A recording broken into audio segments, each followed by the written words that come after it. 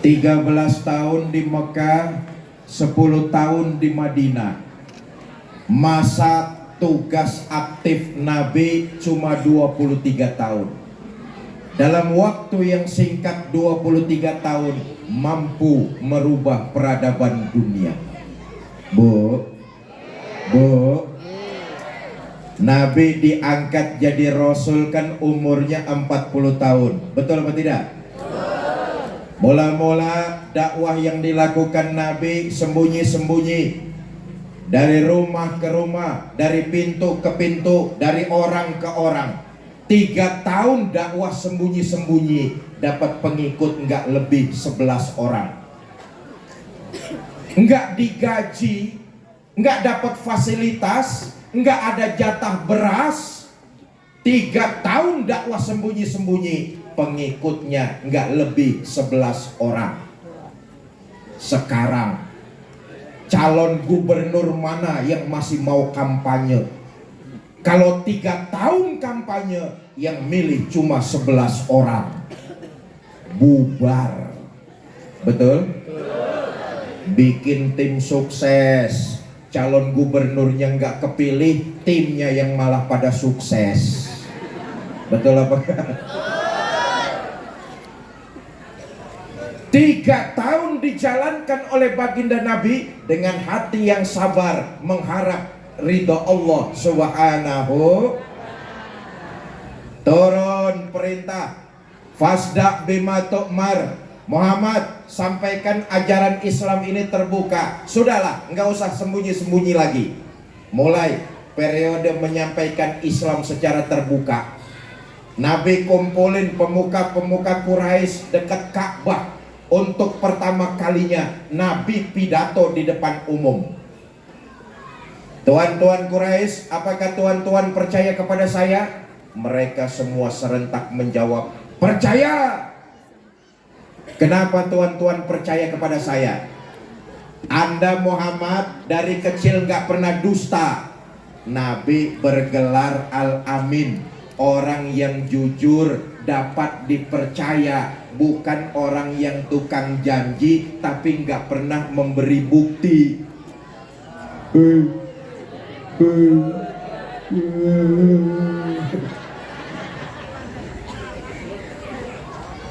Anda Muhammad dari kecil kami kenal Al-Amin, nggak pernah bohong, itu sebabnya kami percaya. Kata Nabi, baik, kalau tuan-tuan percaya kepada saya, malam ini, saat ini saya serukan, ankizu anfusakum minan nar, jaga lindungi diri tuan-tuan dari siksa api neraka. Tinggalkan berhala, sembah Allah Tuhan yang Esa, yang lam yalid wa lam yulad wa lam yakul lahu kufuwan. Saudara, kita tahu lewat sejarah di zaman itu manusia nyembahnya patung berhala. Patung-patung itu dibikin sesuai dengan kondisi ekonomi mereka. Yang kaya bikin patung dari emas, selesai jadi patung disembah. Yang setengah kaya bikin patung dari perunggu, selesai jadi patung disembah. Yang miskin bikin patung dari kayu, selesai jadi patung disembah. Yang miskin bener bikin patung dari adonan tepung, selesai jadi patung disembah. Rapi nyembah, perutnya lapar, ngomong sama Tuhannya, Tuhan, tadi kan Tuhan sudah saya sembah, sekarang perut saya lapar, boleh dong gantian? Kalau Tuhan gak setuju saya mangan. Ngomong. Kalau setuju diam saja. Dia lihat Tuhannya diam saja, mulai satu-satu dipretelin. Dalam sejarah kehidupan manusia, cuma saat itu saja ada orang tega makan Tuhannya.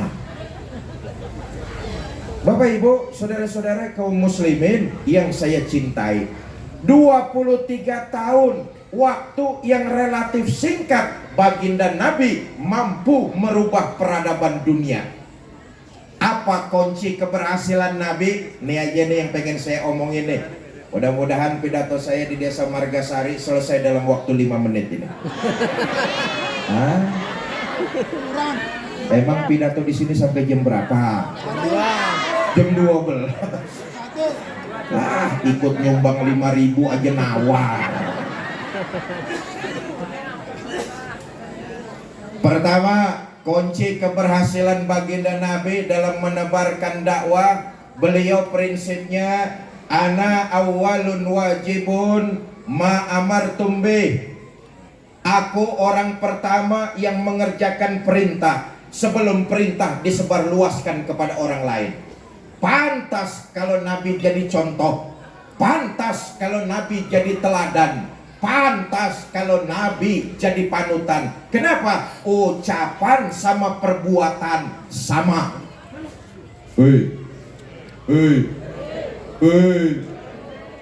Pantas Nabi kalau jadi pemimpin.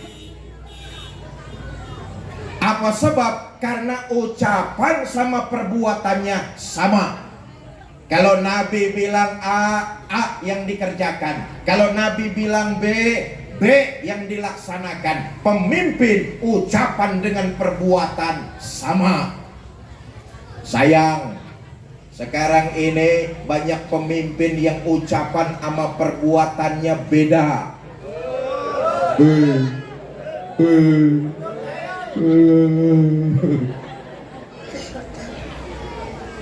Belum jadi pejabat, ucapannya manis, janji di tengah-tengah rakyat, membawa kesejahteraan. Setelah jadi pejabat, boro-boro kesejahteraan, ini malah menambah kesengsaraan.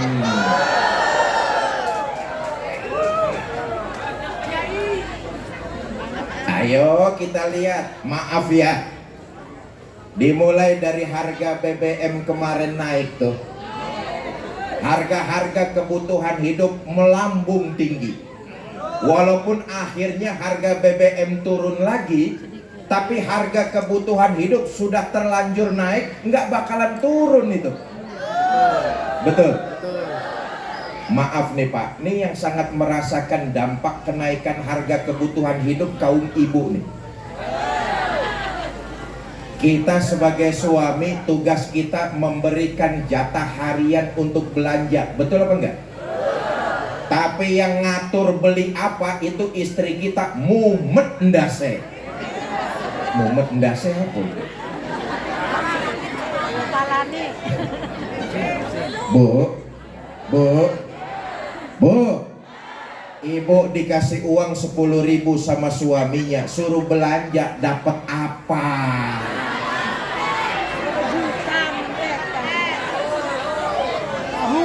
Beras naik, betul apa tidak? Daging naik, cabai naik, telur naik, susu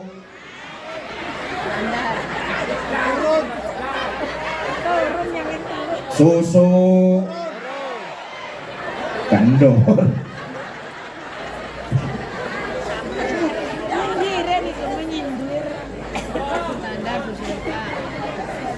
Bapak Ibu, saudara-saudara kaum muslimin yang saya muliakan, karena itu ucapan dengan perbuatan sama. Ana awalun wajibun ma amartum bih. Aku orang pertama yang mengerjakan perintah sebelum perintah itu aku sebarluaskan kepada orang lain. Contoh, Nabi menganjurkan, saudara-saudara, rajin-rajinlah bersedekah. Sejarah kita baca, di rumah Nabi nyaris belum pernah ada uang nginap. Nabi juga mengajarkan, saudara-saudara, rajin-rajinlah bangun tengah malam, ambil air wudhu, dirikan sholat tahajud, laporkan persoalan kepada Allah. Sejarah kita baca, Nabi kalau sholat malam kakinya bengkak karena rajin ruku dan sujud. Orang pertama yang mengerjakan perintah sebelum perintah itu disebarluaskan kepada orang lain. Kalau Nabi nganjurin sholat tahajud di sepertiga malam yang akhir, beliau sudah berdiri melaksanakan sholat tahajud, kakinya bengkak karena rajin ruku dan sujud. Saya juga tahu orang-orang Margasari ini banyak yang kakinya pada bengkak. Asam urat.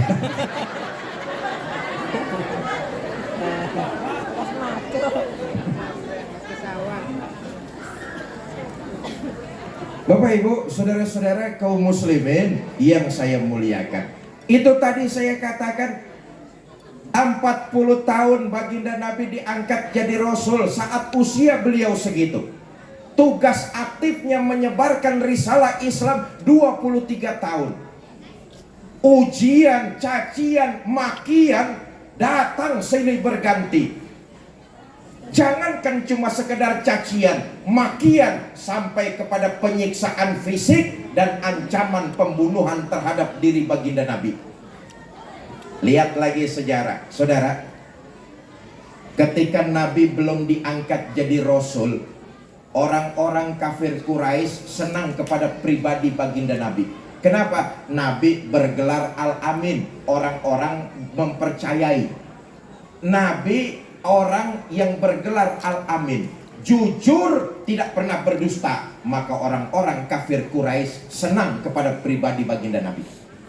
Tapi setelah Nabi diangkat jadi Rasul, mengajarkan nilai-nilai kejujuran kepada seluruh manusia, mulailah rintangan, hadangan, dan tantangan. Orang-orang kafir Quraisy nggak suka kalau semua orang berlaku jujur sebagaimana sesuai dengan ajaran Nabi kita Muhammad Sallallahu Alaihi Wasallam. Prinsipnya begini, saudara. Ketika kita berjalan di atas nilai kebenaran dan itu sesuai dengan syariat agama, berjalanlah terus. Jangan pernah takut dengan cacian, makian, rintangan, dan hadangan. Cacian, makian, rintangan, serta hadangan itu pasti ada dalam sebuah perjuangan.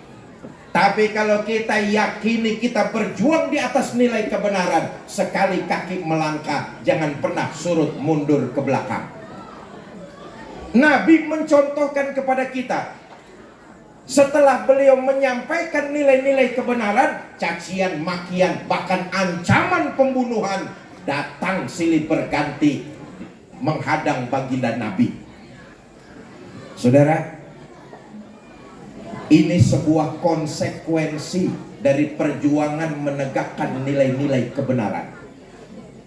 Orang pasti aja ada yang tidak suka, baik mencaci, mencibir, maupun memaki. Contoh gampang nih malam ini nih, aparatur desa bikin maulid di desa Margasari. Apa seluruh orang Margasari seneng diadain maulid? Belum tentu. Betul apa enggak? Belum tentu. Enggak semua orang Margasari seneng dibikinin maulid. Yang seneng tentu komentarnya bagus, saya ikut mendukung.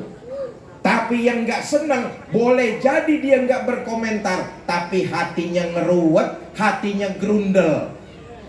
Apa kata hatinya? Mudah-mudahan ntar malam acaranya hujan gede.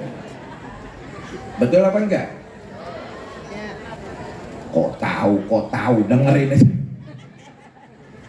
Selama kita berjalan di atas nilai kebenaran, cacian, makian, rintangan, hadangan, tantangan, Nabi sudah mencontohkan kepada kita. Oh, kalau kita nih berjuang dalam nilai kebenaran, rintangannya nggak ada apa-apanya. Nabi menanamkan nilai iman 13 tahun di Mekah. Luar biasa tantangannya. Beberapa kali beliau diancam akan dihabisi.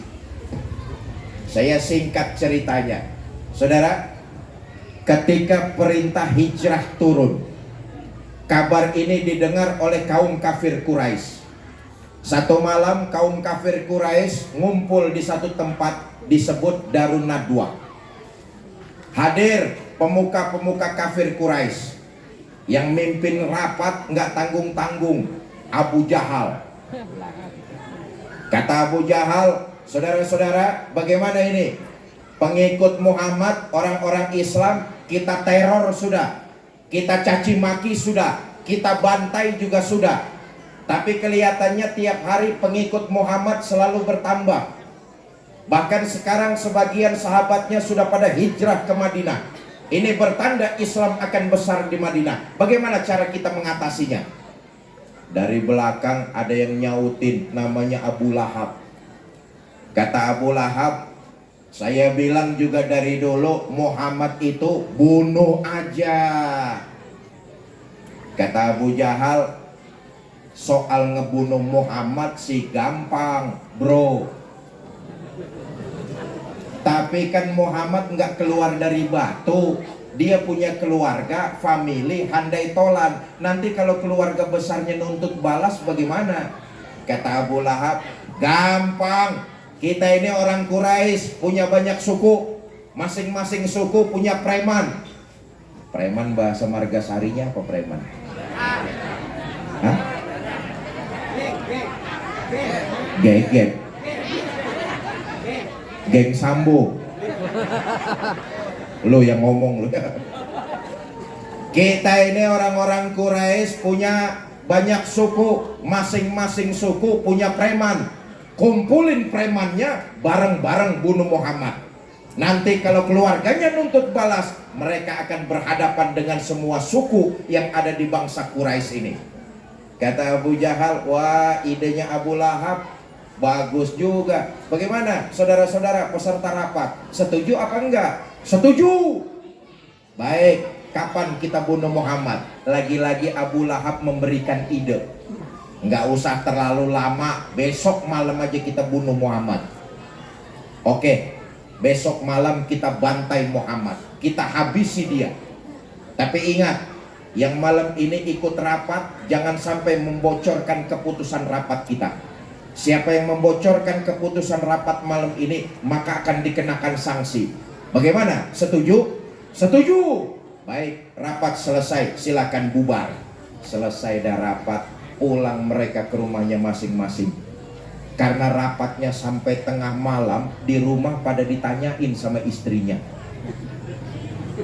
Pak, kok rapatnya malam amat? Bapak rapat apa rapet? Rapat bu, besok malam mau ada pembunuhan.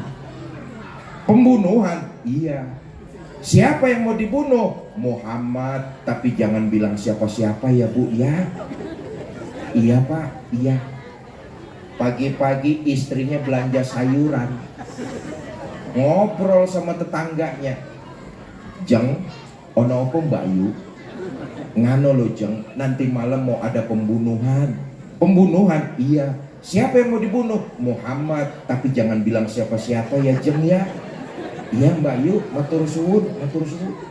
Ini tetangga ngomong sama tetangga yang lain, yang lain ngomong lagi sama yang lainnya, begitu seterusnya.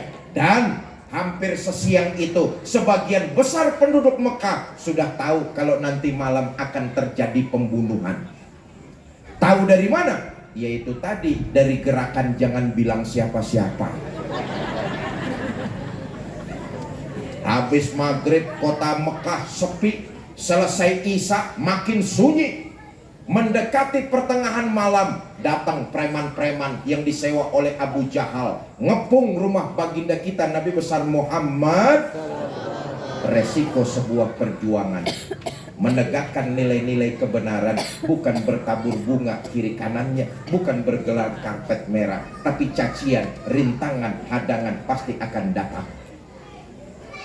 Malam itu di rumah Nabi dikepung. Di rumah cuma ada 3 orang, baginda kita Nabi besar Muhammad sallallahu alaihi wasallam, Sayyidina Abu Bakar As-Siddiq radhiyallahu anhu, dan Sayyidina Ali bin Abi Thalib karamallahu wajhah. Nabi bilang sama Sayyidina Ali, Ali, labbaik ya Rasul, kamu gantikan saya ya. Gantikan apa ya Rasul? Tidur di atas tempat tidur saya ya Allah. Gantiin tidur waktu malam rumah dikepung, itu kan sama juga gantiin mati. Taruhannya nyawa, saudara. Saat malam rumah dikepung, disuruh gantiin tidur, sama juga gantiin mati. Iya, kalau gantiin Jokowi enak. Gantiin mati. Hebatnya nih Sayyidina Ali, ketika itu masih muda belia. Beliau tahu resikonya mati, enggak nolak. Baik ya Rasul, saya akan menggantikan Tuhan tidur. Berangkatlah Tuhan hijrah fi amanillah. Enggak nolak, tahu resikonya mati. Padahal kalau Sayyidina Ali mau nolak, jawabannya gampang. Apa kata Sayyidina Ali? Ya Rasulullah, kenapa mesti saya yang gantiin? Abu Bakar aja yang udah tuaan sedikit tuh. Nah, apa hikmahnya? Nih, adik-adik saya, para remaja, para pemuda muslim Margasari kampung kita ya. Para pemuda, ketika kalian yakin berjalan di atas nilai kebenaran, jangan pernah takut dengan cacian, makian, bahkan ancaman. Teruslah berjalan, teruslah berbuat, dan jangan pernah takut salah berbuat dalam kebenaran. Kalian salah berbuat dalam kebenaran, itu masih lebih baik daripada saudara tidak pernah berbuat salah dalam kebenaran. Saya ulangi, berbuat salah dalam kebenaran masih lebih baik daripada kalian tidak pernah berbuat salah dalam kebenaran. Saudara baca Quran salah, itu masih lebih baik daripada saudara tidak pernah salah karena tidak pernah baca Al-Quran. Gua dong baca Quran gak pernah salah. Bacanya kapan? Gak pernah. Kata Sayyidina Ali bin Abi Thalib karamallahu wajhah, baik ya Rasul, saya akan tidur menggantikan Tuhan. Berangkatlah Tuhan hijrah fi amanillah. Abu Bakar, lah baik ya Rasul, ayo kita berangkat hijrah. Ya Rasulullah, sebentar dulu. Ini preman kafir Quraisy ngepung rumah kita nih. Bagaimana caranya kita supaya lewat mereka nggak lihat? Nabi ngambil segenggam pasir, terjadi mukjizat. Beliau membacakan ayat, wa ja'alna min baini aydihim sadda wa min khalfihim sadda fa agsaynahum fahum. Beliau tebarkan pasir itu.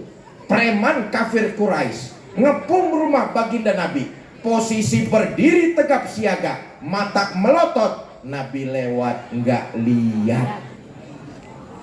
Saudara, karena itulah keberhasilan baginda Nabi dalam waktu yang relatif singkat mampu merubah peradaban dunia karena ucapan dengan perbuatannya sama. Bukankah baginda Nabi di Mekah itu 13 tahun menanamkan buhul iman? Kalimatnya la ilaha illallah, tidak ada Tuhan kecuali Allah. Yang wajib disembah hanya Allah. Yang wajib dimintakan pertolongan hanya Allah. Kemanapun kita pergi hanya Allah. Apapun yang kita lakukan Allah selalu mengawasi. Itulah puncaknya. 13 tahun Nabi di Mekah menanamkan iman dengan satu persepsi, Allah mengawasi kita. Maka segala tindakannya sesuai dengan ucapannya. Kita lihat sekarang, kadang-kadang kita ini lebih banyak fasih mulut. Mulutnya sih mantep bener, la ilaha illallah, tidak ada Tuhan kecuali Allah. Tapi di kantor mau mutasi jabatan, kasak kusuk, minta tolong mbah. Ada di sini yang kayak begitu, ada? Yang mana orangnya? Mulutnya fasih bener, la ilaha illallah, tidak ada Tuhan kecuali Allah. Dagangannya mau laris, minta tolongnya sama dukun. Ada di sini, ada?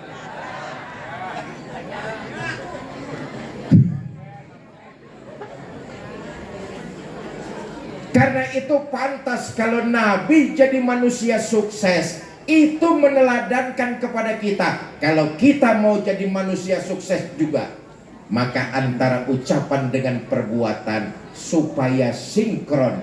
La ilaha illallah dalam kehidupan kita juga. La ilaha satu. Yang kedua, kunci keberhasilan baginda Nabi dalam menebarkan Islam waktunya relatif singkat. Beliau prinsipnya taklilut takalif. Inilah ajaran Islam. Islam syariatnya bukan untuk menyusahkan manusia, tapi syariat agama Islam ingin mengangkat beban yang memang sudah ada pada diri manusia. Maka salah satu strategi dakwah Nabi dalam menebarkan risalah Islam taklilut takalif. Apa itu? Menyedikitkan beban. Bahasa gampangnya begini saudara, kalau kemampuan kita mengerjakan satu ibadah berkurang, otomatis penekanan terhadap ibadah itu ikut menurun. Itu taklilut takalif. Saya ulangi, kalau kemampuan kita mengerjakan ibadah berkurang, otomatis penekanannya ikut menurun. Inilah bukti bahwa Islam bukan memberatkan, justru malah meringankan. Contoh, sholat wajib nggak berdiri? Sholat wajib nggak berdiri? Hukum asalnya sholat wajib berdiri. Betul? Pak, saya sholat kalau berdirinya terlalu lama, kaki saya gemeteran Pak. Boleh nggak saya sholat sambil duduk? Boleh. Ini artinya Islam tidak memaksakan pemeluknya untuk mengikuti sebagaimana mestinya. Ada keringanan, taklilut takalif, menyedikitkan beban. Pak, saya sholat kalau duduknya terlalu lama, pantat saya ambeien Pak. Boleh nggak saya sholat sambil berbaring? Boleh. Kenapa? Kemampuan berkurang, penekanannya ikut menurun. Pak, saya sholat kalau berbaringnya terlalu lama, pinggang encok Pak. Boleh nggak saya sholat pakai isyarat? Boleh. Luar biasa. Mana syariat Islam yang memberatkan? Pemahaman kita yang kadang-kadang seneng ngeberat-beratin. Sholat wajib berdiri. Kalau nggak mampu, boleh duduk. Kalau nggak mampu, boleh berbaring. Kalau nggak mampu, boleh pakai isyarat. Kalau pakai isyarat masih nggak mampu, cepat-cepat bawa ke masjid, kita sholatkan rame-rame. Betul apa enggak? Taklilut takalif. Maka pantas kalau kemudian Nabi cuma 23 tahun mampu merubah peradaban dunia. Nah, malam ini kehadiran kita di sini tidak lain dan tidak bukan karena rasa cinta kita kepada baginda Nabi besar Muhammad sallallahu alaihi wasallam. Betul?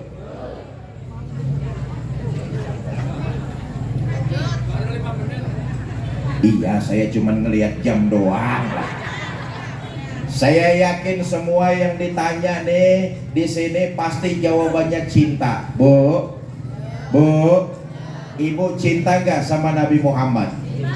Semua kita pasti cinta. Cuma faktanya begini, masih banyak di antara kita umat Islam yang baru cuma sekedar pinter ngaku umat Nabi.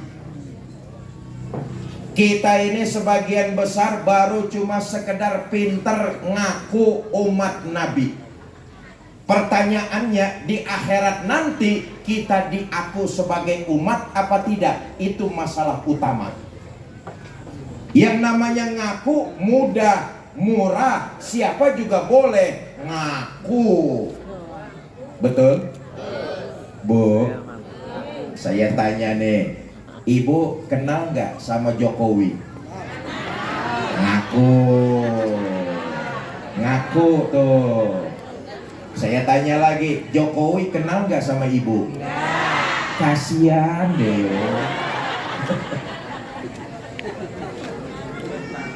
Kita nih baru pinter ngaku umat Nabi, tapi persoalan besarnya di akhirat nanti kita diaku apa tidak, itu yang jadi masalah utama. Kalau soal Nabi cinta kepada kita umat ini, oh nggak perlu diragukan lagi. Tapi yang perlu kita pahami, orang yang diakui baginda Nabi punya ciri-ciri tersendiri. Soal Nabi cinta kepada kita umatnya, jangan diragukan lagi. Nah, saya mau masuk dari situ dulu nih. Saudara, periksalah sejarah. Di dunia ini tidak ada seorang pemimpin pun yang cintanya kepada umat dan rakyat dari dunia sampai akhirat kecuali Nabi kita Muhammad Sallallahu Alaihi Wasallam. Dari dunia Nabi cinta kita, sampai akhirat Nabi bela kita. Tidak ada seorang pemimpin pun di dunia ini yang cintanya kepada umat dan rakyat dari dunia sampai akhirat. Apa buktinya? Pertama, saudara, untuk ukuran hidup orang Margasari, Nabi itu hidupnya sederhana, rumahnya kecil, tidurnya di atas pelepah daun korma, sampai-sampai berbekas di pipinya yang mulia. Allahumma sholli wa sallim wa barik alaihi. Sayyidul Mursalin, Khotamun Nabiin, penghulu para nabi dan rasul, rumahnya sederhana, tidurnya geletak, beralaskan daun korma, berbekas di pipinya yang mulia. Sarapan paginya seteguk air zam-zam, sepotong roti, kadang-kadang 1-2 butir korma. Dalam hidup yang penuh sederhana, Allah menawarkan bantuan. Wala saufa yu'tika rabbuka fatardo. Muhammad, kamu minta apa? Ngomong. Semuanya aku berikan, asal bisa membuat hati kamu senang. Mendapat tawaran begini, mau apa Muhammad? Ngomong. Mau harta yang banyak? Ngomong. Mau jabatan yang tinggi? Ngomong. Atau mau pangkat yang luas?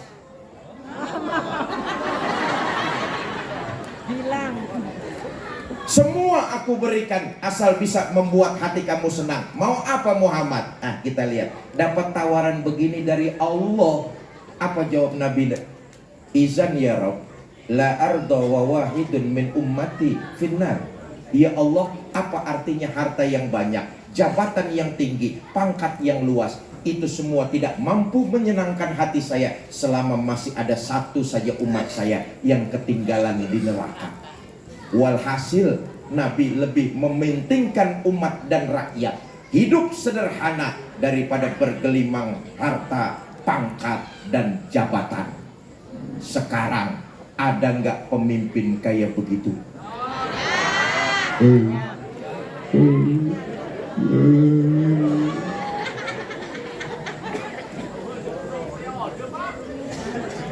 Yang kedua, nih oleh-oleh nih kita merenungi supaya kita makin cinta lagi. Di akhirat nanti kita harus diaku dengan mengikuti ciri-ciri tertentu supaya di akhirat kita diaku umat Nabi dan mendapat syafaat. Amin. Yang kedua, cinta Nabi kepada kita nih. Saudara, di akhir hayat sebelum ruh terpisah dari jasad, Nabi mengucap 3 kalimat yang sempat direkam oleh putri tercintanya Sayyidah Fatimah. Apa 3 kalimat yang terlontar dari bibir mulia Nabi? As-sholat, as-sholat, sholat, dirikan sholat.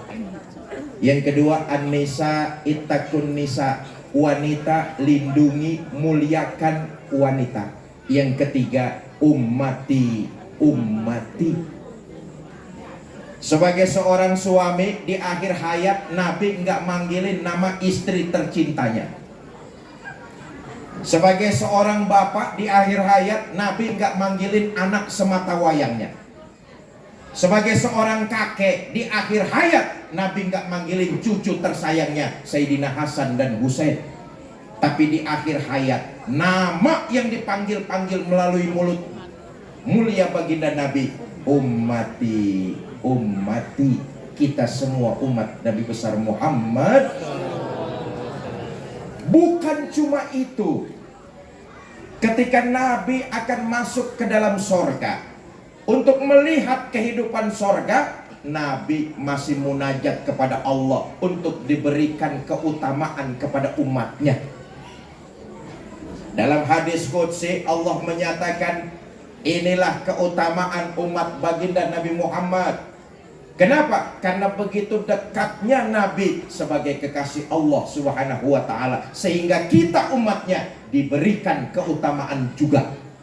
Dalam hadis qudsi Allah menyatakan, inni haramtul jannata ala sairil umam hatta tadkhulaha ummatuka. Sorga aku haramkan dimasuki umat-umat lain sebelum umatmu Muhammad masuk lebih dulu ke dalamnya. Alhamdulillah.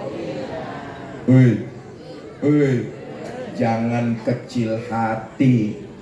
Walaupun kita nggak pernah lihat mukjizat, walaupun kita nggak hidup sezaman dengan Nabi, tapi kita umatnya diberikan keutamaan.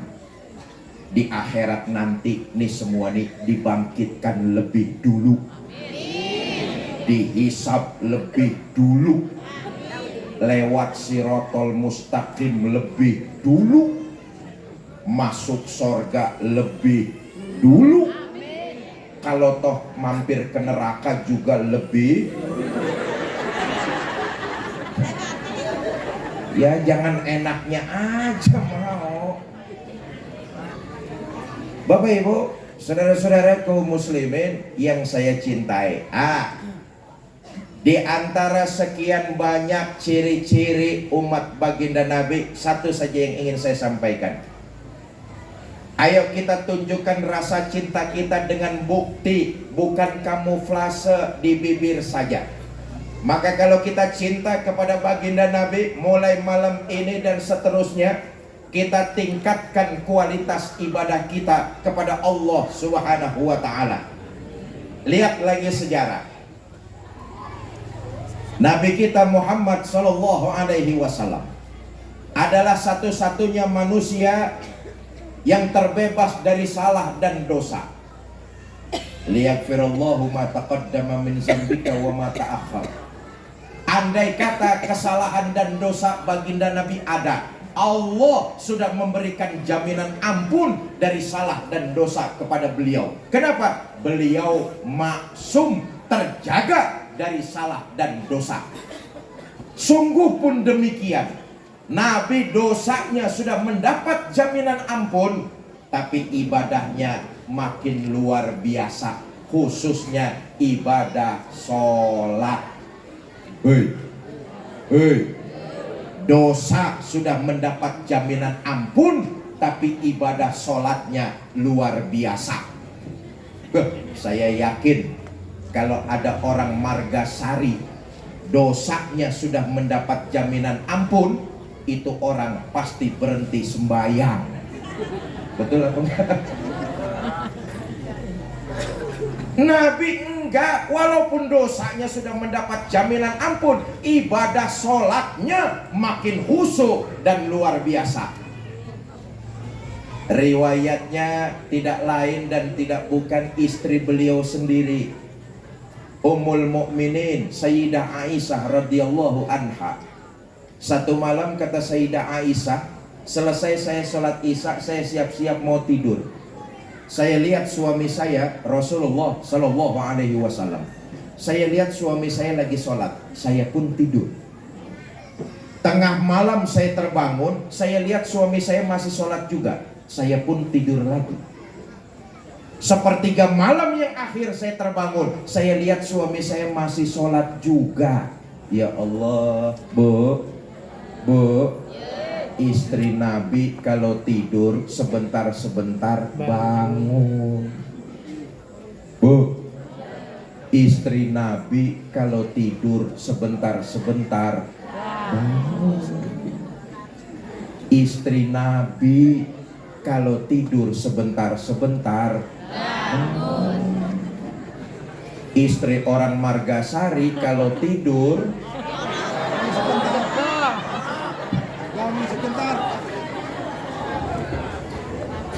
Sepertiga malam yang akhir saya terbangun, saya lihat suami saya masih sholat juga. Saya tungguin, kata Sayyidah Aisyah Ummul Mukminin.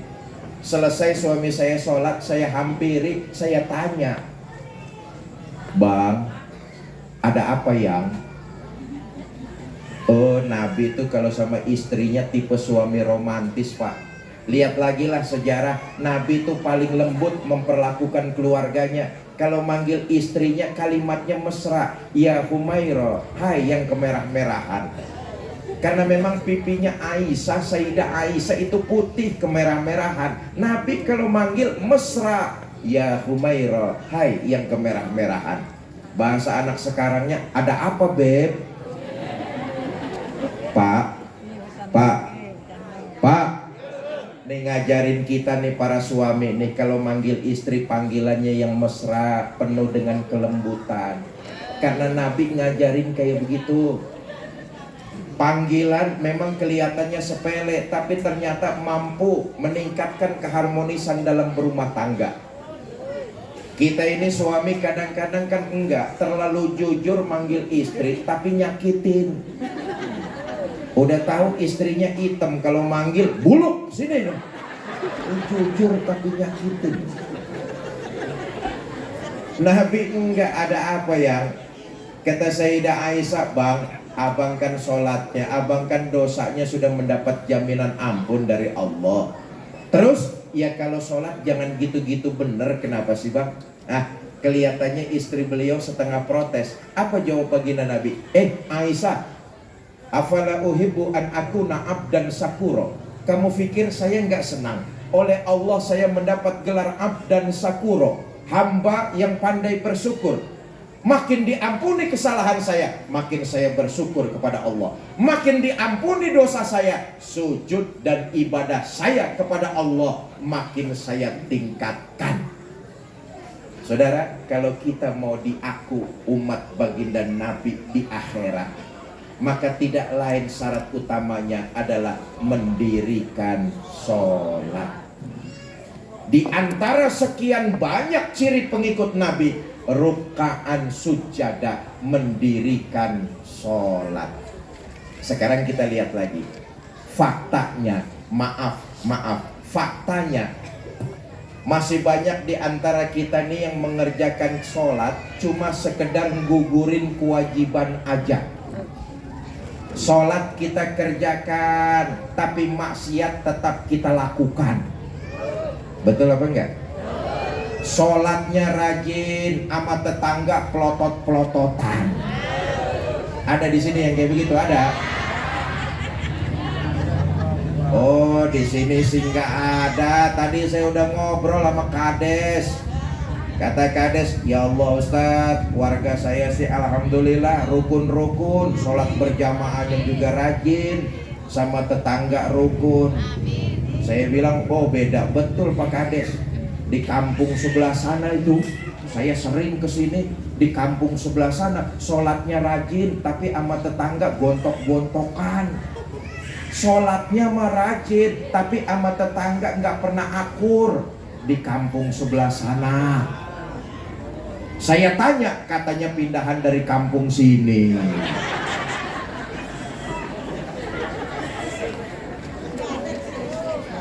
Masih banyak di antara kita yang dalam mengerjakan ibadah sholat hanya terjebak menggugurkan kewajiban.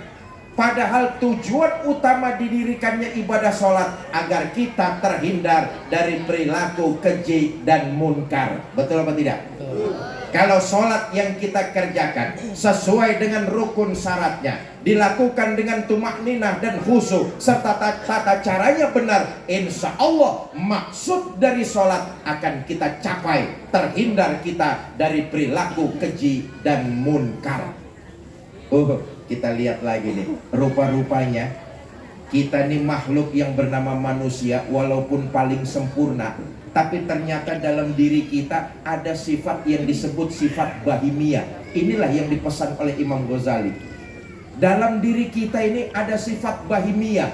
Apa sifat bahimiyah? Perilaku keji, itulah perilaku binatang buas. Bahkan sebuas-buasnya binatang buas, dia nggak sanggup dan nggak bakalan tega menciderai anaknya. Tapi manusia lebih buas dari binatang buas, dia sanggup membunuh darah dagingnya sendiri. Betul apa tidak? Sifat bahimiyah. Sholat yang dikerjakan bermaksud tujuannya mencegah dari perilaku-perilaku keji, perbuatan-perbuatan binatang. Maka pantas kalau sifat kita ini manusia ditamsilkan seperti sifat binatang buas. Di akhirat nanti tuh ada orang dibangkitkan badannya manusia, tapi mukanya muka macan. Nauzubillah min. Kenapa? Waktu hidup di Serang perilakunya perilaku macan. Apa perilaku macan? Mau menang sendiri, egois, nggak mau dengar omongan orang. Itu perilaku macan. Banyak nggak orang yang berperilaku macan? Mau menang sendiri, macan. Nauzubillah min. Ada lagi orang di akhirat dibangkitkan badannya manusia, tapi mukanya muka tikus. Kenapa? Hidup di Serang perilakunya perilaku tikus. Apa perilaku tikus? Suka menggerogoti barang yang disimpan rapi-rapi. Tikus. Tikus.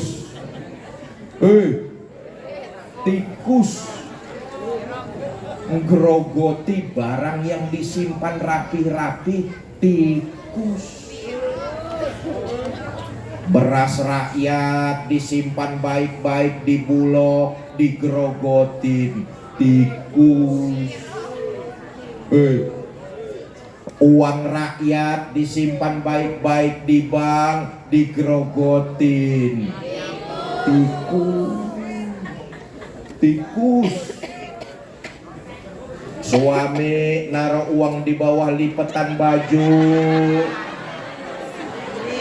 Ayo ngaku lu, ngaku lu.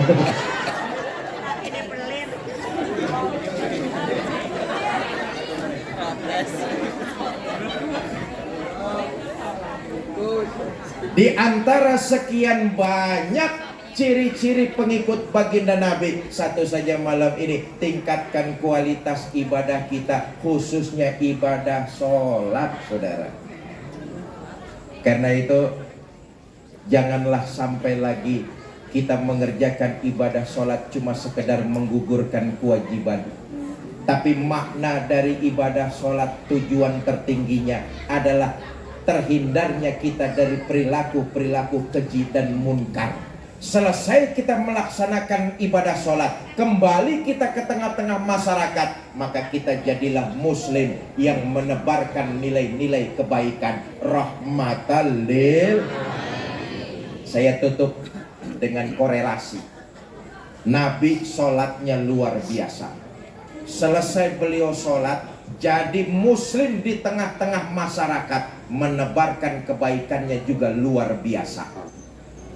Dalam berbuat baik, Nabi nggak pilih kasih, nggak pandang bulu.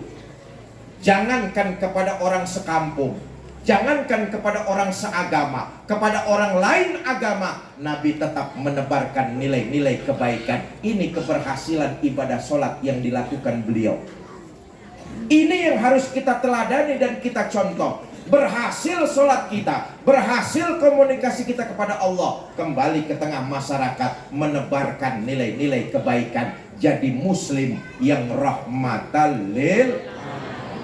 Kepada orang lain agama, Nabi mencontohkan berbuat baik.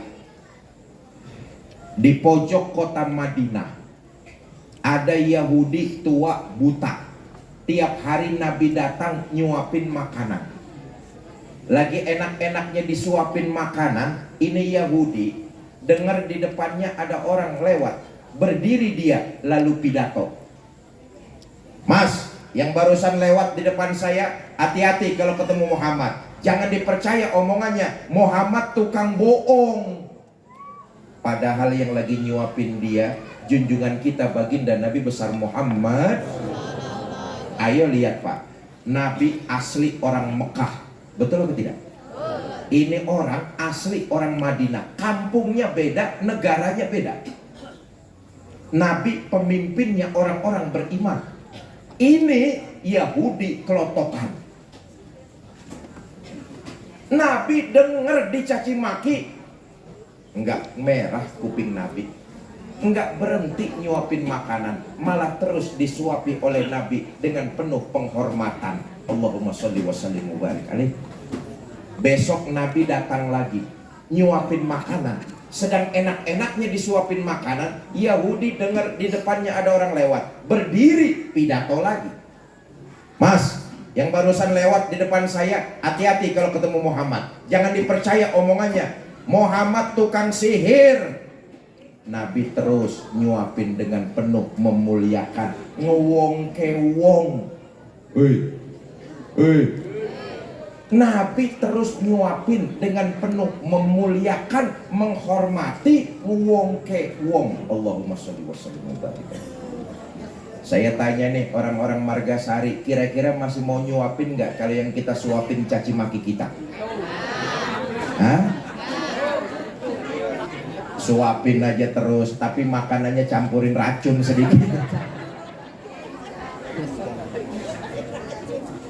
Itulah yang diajarkan dari ibadah sholat. Ketika komunikasi kita berhasil kepada Allah, komunikasi kita berjalan dengan baik kepada Allah, kemanapun kita pergi, dimanapun kita berada, kita akan merasakan kehadiran Allah dekat dalam hidup kita. Satu. Yang kedua, seluruh aktivitas kita bernilai ibadah. Apa sebab? Kita merasa kemanapun kita pergi, dimanapun kita berada, kita selalu diawasi Allah. Karena itu aktivitas kita memperbanyak ibadah. Kalau ini yang kita laksanakan, insya Allah semua kita yang malam ini hadir di akhirat nanti diaku umat baginda Nabi. Apa buktinya? Nih malam ini nih, saudara hadir di sini di pengajian di kantor, aula desa dan madrasah. Ini mudah-mudahan rangkaian ini sebagai sebuah ibadah dan dilipat gandakan pahalanya. Memang ya, memang ini perlu juga saya beri penjelasan. Orang kalau mau beribadah itu memang luar biasa godaannya. Saudara jangan salah menangkap. Jangan saudara pikir di masjid, di pengajian itu daerah zona bebas iblis. Justru di masjid, di pengajian iblisnya makin gemuk. Loh, pernah kok satu hari Nabi mau masuk ke dalam masjid, dari dalam masjid iblis lari terbirit-birit. Dipanggil sama Nabi, Om iblis, sini. Kata Nabi, kamu kenapa dari dalam masjid lari terbirit-birit? Ya Rasulullah, tadi waktu di dalam masjid saya pengen godain orang yang lagi sholat. Terus saya lihat di pojokan ada orang yang lagi tidur. Saya takut setengah mati. Kenapa? Yang sholat itu mah orang bodoh, yang tidur itu orang alim. Kalau orang bodoh saya godain, gampang, ibadahnya nggak punya nilai apa-apa. Tapi kalau yang alim lagi tidur bangun, diajarin tata cara sholat yang benar, saya nggak akan bisa menggoda dia selama-lamanya. Jangan dikira masjid pengajian daerah bebas iblis makin gemuk. Hati kita digoda supaya males beribadah. Nih, saudara datang ke sini nih, apa iblis nggak goda hati saudara? Oh, dari mulai di rumah iblis udah bisikin hati kita. Ngapain datang ke kantor desa ikutin maulid? Udah di rumah aja, ikatan cinta lagi rame. Betul apa enggak itu? Gerenyak.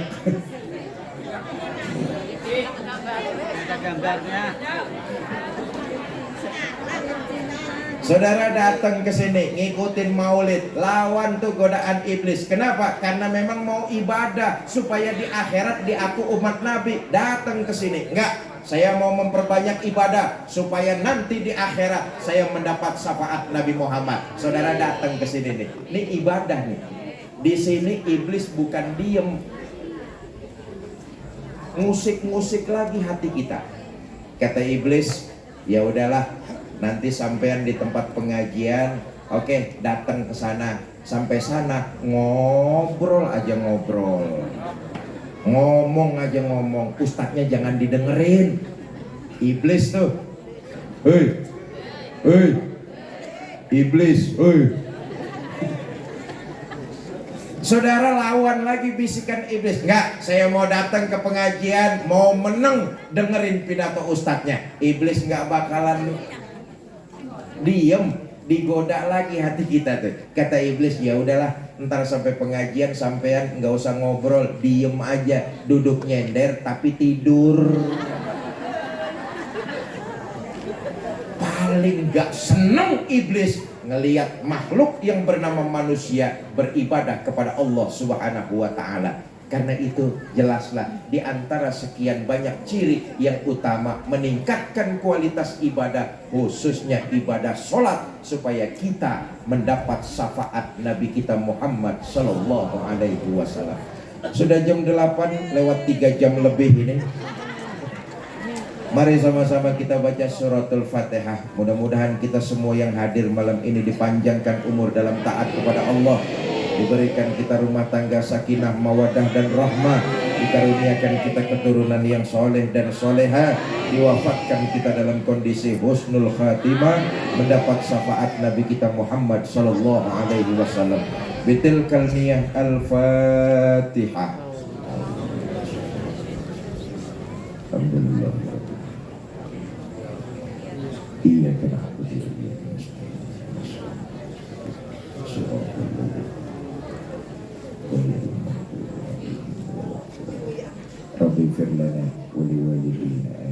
Ini saja yang dapat saya sampaikan, mudah-mudahan ada manfaat. Lebih kurang saya mohon maaf. Wallahul muwafiq ila aqwamit thariq. Assalamualaikum warahmatullahi wabarakatuh.